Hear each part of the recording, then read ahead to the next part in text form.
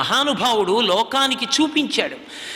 నేను స్వీకరించను, మా తండ్రి అంగీకరించాలన్నాడు. తండ్రి పురోహితుల్ని పంపాడు, వశిష్ఠాదుల్ని. తాను వచ్చాడు, మాట్లాడుకున్నారు ఉభయులు.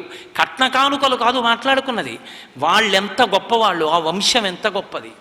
శతానందుడు చెప్పాడు, ఇటు మహానుభావుడు వశిష్ఠుడు చెప్పాడు, ఉభయ వంశాలు బాగున్నాయి, పెళ్లి చేద్దామన్నారు. పెద్దలు నిర్ణయించారు, సీతారామ కళ్యాణం జరిగింది.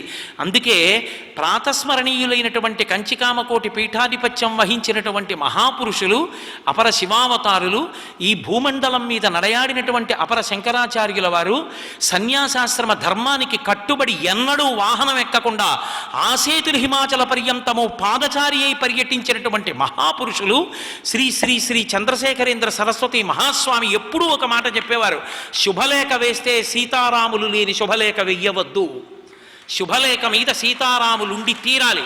అసలు వివాహము, మనుష్య జీవితము, దాంపత్యము, వైభవము ఈ జాతికి నేర్పినవాడు రామచంద్ర ప్రభు. సీతారాముల స్పర్శ లేని శుభలేఖ వెయ్యకూడదని చెప్పారు. కాబట్టి తండ్రి అంటే ఏమిటో చూపించాడు మహానుభావుడు. సరే, సీతారామ కళ్యాణం అయిపోయింది, సంతోషంగా ఉన్నారు, జీవితం వెడుతోంది. అలా వెళ్ళిపోతే ఇంకా రామాయణం ఏమిటి, మన సంసారం ఏమిటి, మన జీవితం ఏమిటి? వైక్లభ్యాలు వస్తూ ఉంటాయి, ఉద్ధాన పతనాలు వస్తూ ఉంటాయి. రాముడికి పట్టాభిషేకం చేద్దాం అనుకున్నాడు, సభనంతటిని పిలిచాడు. చైత్ర శ్రీమాన్ యమ్మాస పుణ్య పుష్పితకానన యవ్వరాజ్యాయ రామస్య సర్వమ్మే ఉపకల్ప్యతాం అన్నాడు. ఇది చైత్రమాసం, అరణ్యములన్నీ పుష్పించి ఉంటాయి, శుభప్రదమైన కాలం, ఉత్తరాయణ పుణ్యకాలం ప్రవేశించింది. నా కొడుక్కి అవరాజ్య పట్టాభిషేకం చేస్తాను, మీ అభిప్రాయం ఏమిటి? నీ చెప్పానని కాదు, రాముడు ఎటువంటి వాడు, అర్హుడేనా చెప్పండి అన్నాడు. అది ప్రజాస్వామ్యం అంటే. వాళ్ళన్నారు, కథంచిదుపకారేణ కృతేనైకేన తుష్యతి నస్మరత్యపకారాణం శతమప్యాత్మవత్తయా వ్యసనేషు మనుష్యాణం భృశం భవతి దుఃఖితః ఉత్సవేషు సర్వేషు పితేవ పరితుష్యతి. ఏవి రాముడయా నీ కొడుకు, సామాన్యుడు అనుకుంటున్నావా? కథంచిదుపకారేణ కృతేనైకేన తుష్యతి. ఒక్క ఉపకారం ఎవరైనా చేస్తే తలుచుకు తలుచుకు తలుచుకు తలుచుకు తలుచుకు తలుచుకు పొంగిపోతాడు. మహానుభావుడు లక్ష్మణస్వామి కిష్కింధకాండ చివరిలో మాట అంటాడు, బ్రహ్మజ్ఞే చ సురాపే చ చోరే భగ్నవ్రతే తథా నిష్కృతిర్విహితా సిద్భి కృతఘ్నో నాస్తి నిష్కృతి అంటాడు. బ్రహ్మహత్య చేసిన వాడికి, దొంగతనం చేసిన వాడికి, సురాపానం చేసిన వాడికి కూడా ప్రాయశ్చిత్తం ఉందేమో కానీ చేసిన ఉపకారమును మరిచిపోయినటువంటి కృతఘ్నుడికి మాత్రం ప్రాయశ్చిత్తం లేదు. రాముడు అటువంటి వాడు కాడు. కృతజ్ఞస్య, మహానుభావుడు, బహుకృతజ్ఞుడు.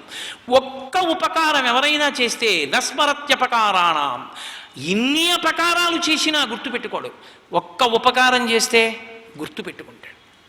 అది జీవితం అంటే, అది సుసంపన్నమైనటువంటి సౌశీల్యం అంటే. అటువంటి వాడు వ్యసనేషు మనుష్యాణం భృశం భవతి దుఃఖితః ఉత్సవేషు సర్వేషు పితేవ పరితుష్యతి. ప్రజలు కష్టంలో ఉంటే తల్లి ఏడిచినట్టు ఏడుస్తూ ఉంటాడు. అదే ఆ రాజ్యంలో ఉండేటటువంటి ప్రజలు సంతోషపడితే తండ్రిలా సంతోషిస్తాడు. కొడుకు యొక్క సంతోషాన్ని చూసి సంతోషించగలిగిన వాడు తండ్రి. తను సంతోషించి కొడుకు సంతోషించాలనడం, అది తండ్రితనం అంటే. నీ కొడుక్క లక్షణాలు ఉన్నాయా? తల్లిలా ఎడవగలడు మా గురించి, తండ్రిలా సంతోషపడగలడు. అటువంటి వాడు యువరాజు అయితే మాకు సంతోషం కదూ. ఇంకా ఎప్పుడో చేస్తానంటానేమిటి?